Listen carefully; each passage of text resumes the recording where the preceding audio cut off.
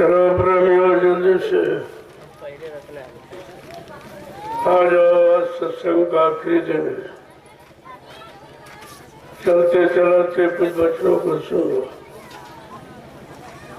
पता नहीं जीवन में आपको फिर अवसर मिले न मिले। ये जितने लोग बैठे हो इसमें से तमाम लोग शरीर छोड़ के चले जाएंगे, उनको फिर यह सत्संग नहीं मिलेगा, क्योंकि जीवन का कोई कयाम नहीं है। यह सांसों की पूंजी है, कब नहीं कब कैसे खत्म हो जाए। चलते बैठते सोते जागते काम करते, ये तुम्हारी सांसों की पूंजी रोज खर्च हो रही। इस बात को केवल संत महात्मा ही जानते हैं, क्योंकि तुम्हें तो उम्र दिनों में, महीनों में, वर्षों में जानी है, जबकि वास्तव में यह श्वासों की पूंजी है। 96 करोड़ श्वास सबको मिले। परमात्मा ने ये पूंजी देने में कोई भेदभाव नहीं रखा, चाहे हिंदू हो, चाहे मुसलमान हो, सिख ईसाई कोई हो, छोटा बड़ा, गरीब अमीर, स्त्री पुरुष कोई हो, उसमें सांसों की पूंजी समान रूप में आपको दी। अब आप उसे जैसे खर्च कर डालोगे उतनी जल्दी आपकी मौत हो जाएगी। उन्होंने खर्चे का विभाजन भी बताया कि बैठने में 12% खर्च होते, सोने में 30%। वो कैसे बताया? बैठने में 12%, चलने में 18%, सोने में 30% और संभोग में 34%, सबसे ज्यादा। इसलिए आपको घर गृहस्थी में रहने का आदेश किया, लेकिन कहा थोड़ा संयम में रखो, श्वासों की पूंजी को बचा के रखो। जितना भोगों से अलग रहोगे उतनी पूंजी आपकी सुरक्षित है, और जितना भोगों में फंस जाओगे पूंजी खत्म हो जाएगी। आज कलयुग में तो इसकी भरमार है। इस पूंजी को कोई संभालना नहीं जानता, वो बिना कारण इसको खर्च करते हैं। कोई जरूरत नहीं, फिर भी भाई जरूरत हो तो आप एक बच्चा पैदा करो, दो करो, तुम्हारे पास पूंजी प्रॉपर्टी है तो उसी हिसाब से। लेकिन जब जरूरत नहीं तो इस पूंजी को खराब मत करो। जैसे चतुर काश्तकार जो जमीन जोता है, वो जब फसल बोता है तो मतलब जमीन जोता तभी फसल लेना चाहता तब बीज बोता, वैसे नहीं होता, ऐसे सूखे में नहीं डाल देगा। इसी तरह से जो चतुर होशियार संत महापुरुषों से अपना संबंध बना चुके हैं, वो तो इस पूंजी के बारे में जानते हैं।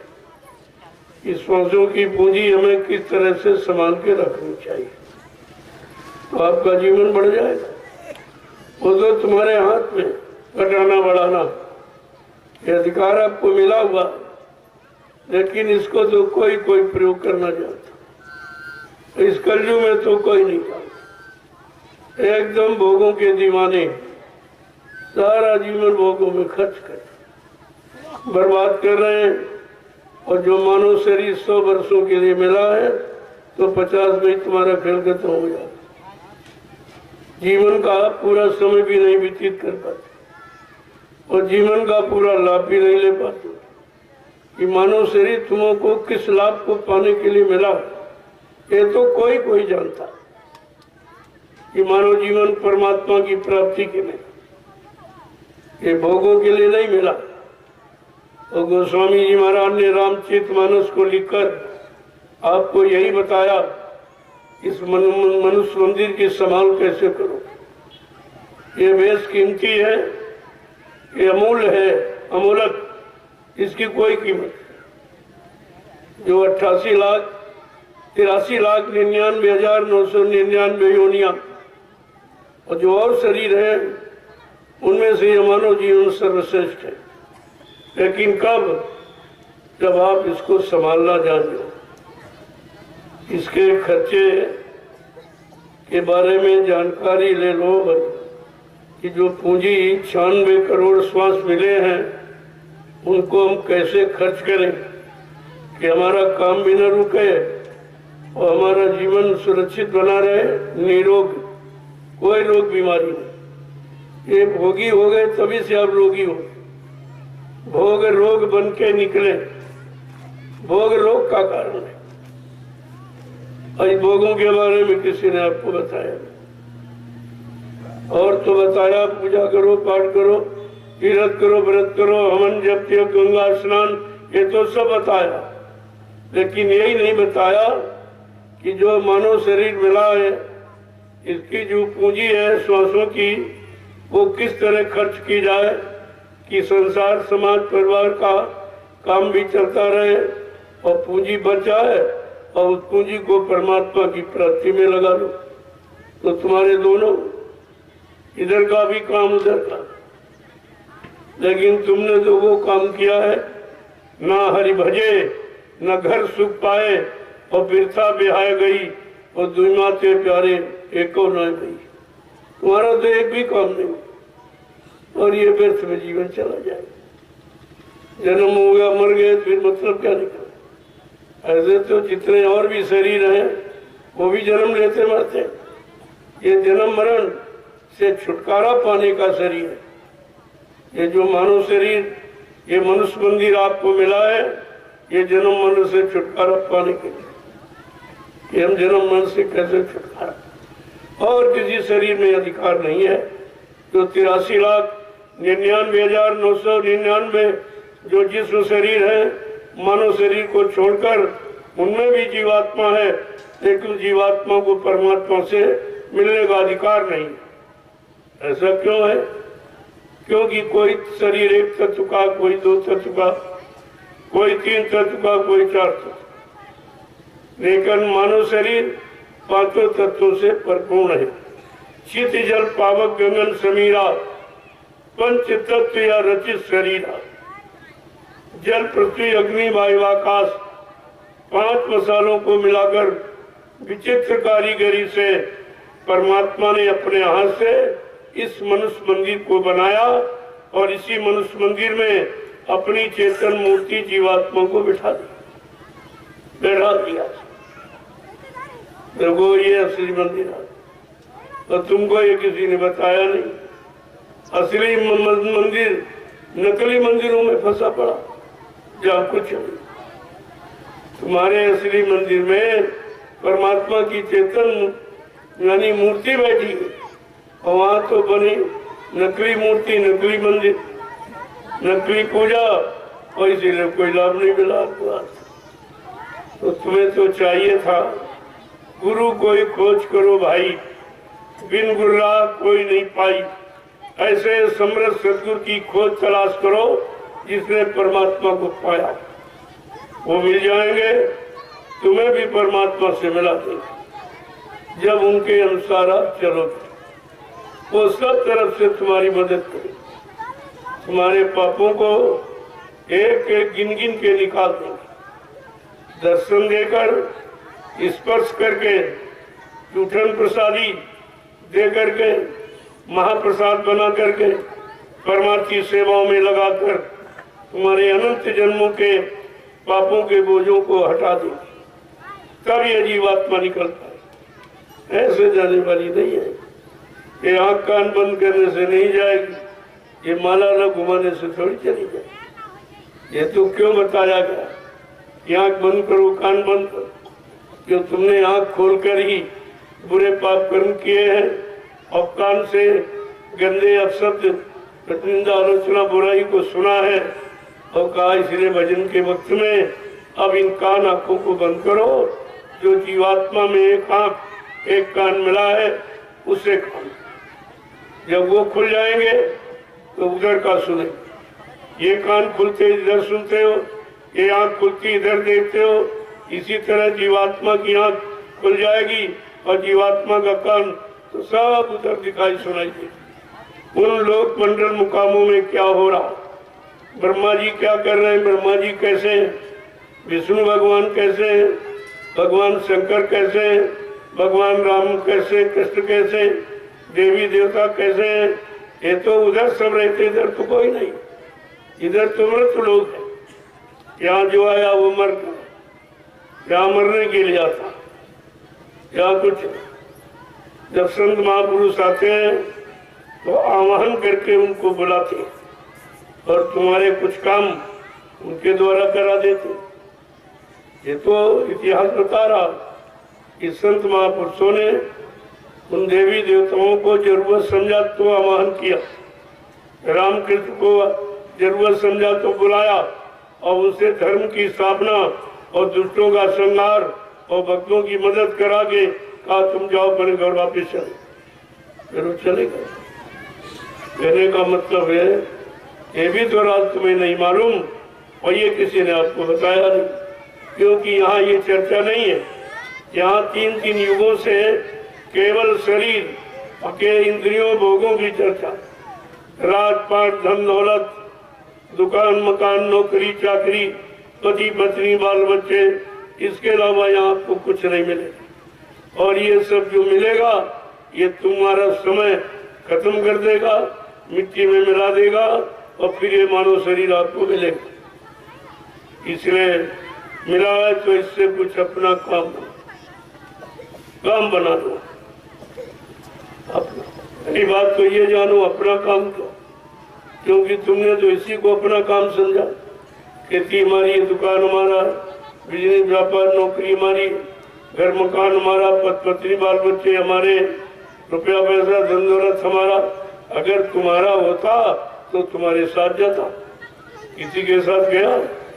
तुम्हारे गांव मोहल्ले से कितने लोग शरीर छोड़ के रोज जाते कि कोई मकान दुकान लेके गया साथ में, कोई पत्नी बाल बच्चे, कोई नौकरी चाकरी धंधा व्यापार, कोई रुपया पैसा लेके गया। अरे सब यही चाहिए, क्योंकि आप नंगे पैदा हुए हो, ये तुम्हारे आने की स्थिति है। जब यहाँ से चलोगे समय पूरा करके तो वो नंगा जोड़ी करे, वो सब सामान अपना रखवा देगा। दुकान रख लीजिए, मकान छोड़ दीजिए, जमीन छोड़ दीजिए, पत्नी बाल बच्चे ये सब छोड़ो, नौकरी चाकरी, और सीधे नंगे चले, फिर आपको नंगे भेज दिया। इतनी भी बात आप नहीं समझ पाए हो कि जो हम सामान इकट्ठा कर रहे हैं, जिनके पीछे रात दिन दौड़ रहे हैं, ये तो हमारे है नहीं। अगर हमारे होते तो हमारे साथ जाते।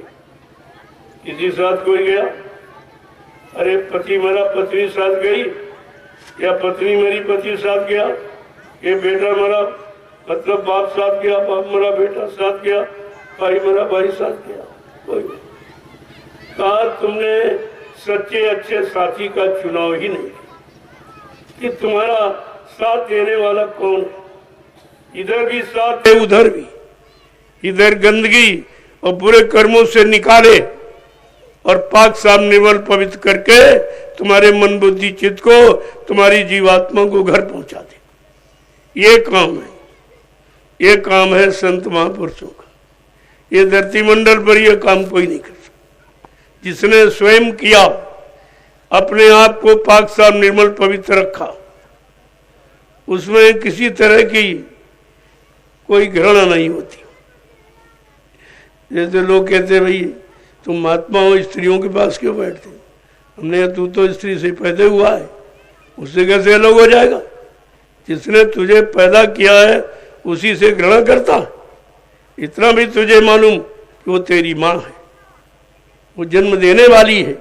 अगर वही न होती तुम धरती पर आते ही नहीं। अब उन्हीं से घृणा करते हो। अरे ये क्यों नहीं करते हो? हमारा मन खराब है, इसके लिए कभी नहीं सोचते हो। यहाँ को कुछ भी खराब नहीं। जिसने बनाई दुनिया वो बहुत सोच समझ के बनाई और तुम्हारे हित की बनाई है, लेकिन तुम प्रयोग करना भी नहीं जानते कि हम कैसे उसका प्रयोग करें और कितना करें और कितने संयम में प्रयोग करें, जिससे हमारा काम भी न बिगड़े, हमारे श्वासों की पूंजी भी बर्बाद न हो। सुरक्षित बनी रहे। महात्मा यही पाठ आपको पढ़ाते हैं, उनके यहाँ और कोई शिक्षा नहीं, उनके यहाँ आध्यात्मिक शिक्षा, भौतिक जगत की कोई शिक्षा नहीं। भौतिक जगत को ये बताते तुम्हारा नहीं है, उससे अगर नफरत हो जाए तो मतलब नफरत का मतलब छोड़ना नहीं, ये नफरत माने जानकारी हो जाए कि ये हमारा सच्चा नहीं है, ये हमारा सच्चे साथ जाने वाला है, ये साथ देने वाला नहीं है। ये तो काल भगवान ने जब हम यहाँ नंगे पैदा हुए तो उसने हमारी व्यवस्था कर दी, हम उसको व्यवस्था समझते हैं और उसने अपनी व्यवस्था बनाई यानी फंसाने की, कि जब तक हम इस जीवात्मा को फंसाएंगे नहीं तब तक हमारा राज सुचारू रूप से नहीं चलेगा। उसने फंसाने के लिए दुकान और मकान दे दिया, नौकरी चाकरी धंधा व्यापार और खेती दे दी, और मतलब यानी कुछ पत्नी बाल बच्चे, और इसी में आप फंस गए। ये तो फंसाने का सामान दिया था कि अगर ये सामान देंगे तो इनमें ये फंस जाएगा, हमारा राज सुचारू रूप से चलता रहे।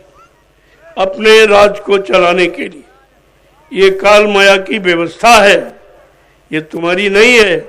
उसने दिया है कि जब तक हमारे इस मृत्यु मंडल पर रहोगे हमारे सामान का आप प्रयोग कर सकते हो, लेकिन साथ नहीं ले जा सकते। ये सामान हमारा है और तुमने ये भी नहीं जाना, न किसी ने आपको बताया। सब बेचारे उसी में फंसे। क्या ऋषि मुनि, क्या योगी महाराज, क्या ब्रह्मचारी, क्या अवतारी शक्तियां जिनसे आपकी आशा थी हमें कुछ मिलेगा, हमें सच्चा रास्ता देंगे, वो खुद ही आके यहाँ फंस गए। काल माया के सामान से में सब फंस गए और काल माया की गुलामी सब करते रहे और अंत में मर के चले गए। तरे नहीं मरे। तुम तरे की बात करते हो, तर गए। तरे यानी नीचे चले गए, कहते तरे चले गए, वो नीचे चले गए, ऊपर नहीं गई जीवात्मा। नीचे का मतलब यही 83,99,999 योनियों में बार बार जन्म करके और जन्म मरण इसी में फंसी रही, आज तक नहीं निकल पाई। और निकलने का रास्ता संत महापुरुषों के सिवा किसी, जा पर दया भई सतगुरु की, वही हुए निहाल और बाकी फंसे काल के जार। कैसी सतगुरु की दया है कि तुमको कैसे निकालेंगे, उन्हें मालूम है तुम कैसे फंसे, उसी तरह से धीरे धीरे तुम्हें निकाल देंगे। उनका निकालने का तरीका अपना अलग है। दरस परस मुख मंजन पाना और विप्र कहा सुन वेद पुराना। दर्शन देकर स्पर्श करके और स्पर्श कराकर और प्रसादी बनाकर परमार्थी सेवा में लगाकर तुम्हारे तमाम तरह के अनगिनत पापों के गट्ठर उतार देते हैं। ये उनका मृत्यु लोक मंडल में काम है, ये उनकी दया है। क्या पर दया भई सदगुरु की, वही हुए निहाल और बाकी फंसे काल के जार। कोई नहीं निकल पाए। जिनको तुम भगवान कहते हो ही नहीं निकल पाए, फिर तुम्हें कौन निकालेगा? जिनको आप राम कृष्ण कहते हो वो भी तो नहीं निकल पाए, वो भी फंस गए राज और पाठ में और औरत के लिए। स्त्री कारण कीन संग्रामा, बन बन फिरे लक्ष्मण और रामा। एक औरत के कारण कितना भारी संग्राम कर डाला। ये मान अपमान से कहाँ परे हुए? इन्होंने अपमान समझा कि हमारी स्त्री का अपहरण हो रहा, हमारा अपमान हो गया। उस अपमान का बदला लेने के लिए करोड़ों को मार डाला, हत्या कर दी। अरे अपराधी तो एक था, उसका भी अपराध इतना बड़ा नहीं था, उसको प्राणदंड दिया जाता। क्योंकि जब लीला उन्हीं की है, वैसे तो चाहिए कि उसने उनकी लीला को पूरा किया। अगर वो ये न करता तो ये लीला कर ही नहीं सकती थी, इनके बस की बात नहीं थी। वो तो उसी की दया से, अगर वो अपराध न करता तो ये आते ही नहीं, और ये अपराध न करता तो फिर ये इतिहास भी नहीं बनता त्रेता का। लेकिन सतयुग का, त्रेता का, द्वापर का ये तीनों इतिहास मार काट के, ये खून खराबा के हैं, ये संभाल के और बर्दाश्त के और क्षमा के नहीं है। यही आपको सोचना चाहिए। लेकिन कलयुग का इतिहास ऐसा नहीं बनेगा। बाबा जी ने क्या आपसे कहा था? तुम तो सब भूल गए वचनों को, सब भूल गए। कहा था बच्चा, मैं कलयुग का ऐसा इतिहास बनाऊंगा जो भूते न भविष्यते। सतयुग त्रेता द्वापर के लोग अपने अपने युग का इतिहास पढ़ना भूल जाएंगे। मैं इसी भारत भूमि पर ऐसा चमत्कार करके दिखाऊंगा जिसको हिंदुस्तानी नहीं सारा विश्व नमस्कार करेगा। ये आप सब भूल गए। तुम्हारा गुरु कितना महान, कितना बड़ा सर्वशक्तिमान है, जो ऐसा परिवर्तन करने कलयुग में आया कि सारे युगों के इतिहास बहुत पीछे हो जाएंगे। लोग उनको पढ़ना ही छोड़ देंगे क्योंकि वो मारकाट का इतिहास है और ये सुरक्षा का, संभाल का, ये क्षमा का इतिहास है। इसीलिए देर लग रही है। अगर उसी तरह की काल शक्ति होती तो अब तो मार काट के पापियों को सब घाट उतार दिया होता। लेकिन जो दयाल शक्ति है वो मारने काटने का काम नहीं, वो अपमानित आपको कभी नहीं करती, वो सम्मान देने का काम करती है और हमेशा सम्मानित ही व्यवस्था तुम्हारे सामने रखती है ताकि तुम्हें सम्मान मिले। तुमको कभी नहीं कहते तुम खराब हो, कभी नहीं कहते तुम पापी हो, कभी कहते तुम दुष्टात्मा हो या तुम हिंसक हो, कभी नहीं कहते। इतना प्रेम आपसे करते हैं कि तुम ऐसा महसूस नहीं करते, जबकि तुम छूने के लायक नहीं हो। हकीकत पूछो, तुम्हारे पापों की इतनी गंदगी है, इतनी मतलब यानी लैट्रिन बाथरूम में नहीं है और जितनी गंदगी तुम्हारे पापों में, लेकिन कुछ नहीं विचार करते हैं। न तुमसे कभी पूछा कितने कुंटल शराब पी के आयो, कितना मुर्गा मीट खा के आयो, कितने अंडे फोड़ के आयो, कितने मासूम बच्चों की हत्या हिंसा करके आयो, कितना चोरी व्यभिचार कुपचार झूठ छल कपट बेईमानी करके आयो। आपसे कुछ नहीं पूछा, शरण में ले लिया, गोद में बैठा लिया और नामदान दे दिया।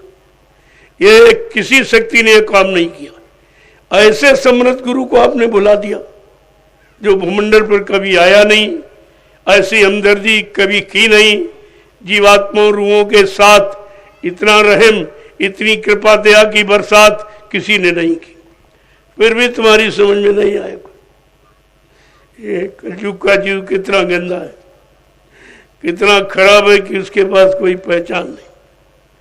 वो रात दिन तुम्हारे साथ रहेंगे और लेकिन तुम पहचान नहीं सकते, क्योंकि उनके पहचान शरीर नहीं है, उनकी पहचान शरीर नहीं है। शरीर होते हुए भी कि शरीर का कोई अवगुण उनके पास नहीं, बिल्कुल अलग थलग, पाक साफ निर्मल पवित्र है। समय समय पर तुम्हारी परीक्षा लेते रहते कि अब तुम्हारे में कितनी गंदगी रह गई, अभी मन की गंदगी खत्म हुई कि नहीं हुई, मन पापों से अलग हुआ नहीं हुआ, अभी ये चिंतन खराब यानी मतलब वचनों कर रहा कि नहीं, छोड़ा कि नहीं छोड़ा, ये सब बराबर निरंतर देखते रहते और उसका उपाय करते रहते। लाभ तो तुमको दर्शन का बहुत देते। संत दरस जिम पातक टरई, संतों के दर्शन मात्र से ही तमाम पापों का क्षय हो जाता, केवल दर्शन का। और यहाँ किसी से कहो, कितना बड़ा ज्ञानी ध्यानी विज्ञानी हो, कहो भाई 1 करोड़ रुपए ले लो, हमारा एक पाप काट दीजिए, ये काम किसी का, ये रुपए पैसे से नहीं होता, ये दया से, ये दया से। उनकी ऐसी दया है जिसको तुम समझोगे नहीं, पर तुम्हें शंका होती रहती। वो तो छूके भी, स्पर्श करके, स्पर्श करा के सब तरह से तुम्हारे पापों का निवारण करते रहे। क्योंकि कलयुग का जीव जब 3 युगों में पाप ही किया, हो गई क्या, तो कलयुग में भी कहाँ अपने पुण्य कर डाला। क्यों? पुण्य आत्मा, पुण्य आत्मा से होता है, मन से पुण्य नहीं होता, शुभ होता है। शुभ और पुण्य में अंतर है। पुण्य कहते पुण्य आत्मा, आत्मा पुण्य करती है, जिससे आत्मा पर चढ़ा मैल जो मन के संग दोष के कारण चढ़ा वो उतर जाता, वो उतरता है। जीवात्मा तो पाक साफ निर्मल है, उस पर कोई गंदगी नहीं, लेकिन संग दोष उसको भी लग गया, क्योंकि मन को साथी बनाया और मन भोगी है। भोगी का साथ करोगे तुम्हारे अंदर भोग के लक्षण आने लगे, तुम्हारा मन भोग की तरफ भागने लगेगा। रोगी का स्पर्श करोगे उसके रोग के कीटाणु तुम्हारे शरीर में प्रवेश करेंगे, तुम भी रोगी हो जाओगे। योगी का स्पर्श होगा तुम्हारे अंदर योग के कीटाणु जाएंगे तो रोग और भोग ये सब निकाल देंगे। लेकिन ये काम इतनी जल्दी नहीं, क्योंकि बहुत जन्मों की गंदगी आप लादे बैठे, तो एक बार में, एक दिन में, एक वर्ष में कैसे चले। हाँ ये है कहा कि अब तुमने अगर वचनों को मान लिया, विश्वास कर लिया, अपने आप को समर्पित कर दिया, कोई शंका संदेह भूल भ्रम अगर नहीं है, तो तुम्हारा एक ही जन्म में काम हो जाए। लेकिन कुछ ना कुछ तो शंका आपको होती रहती, क्योंकि वो कोई ना कोई ऐसी व्यवस्था छेड़ी देते हैं जिसमें आपको शंका ही होती है।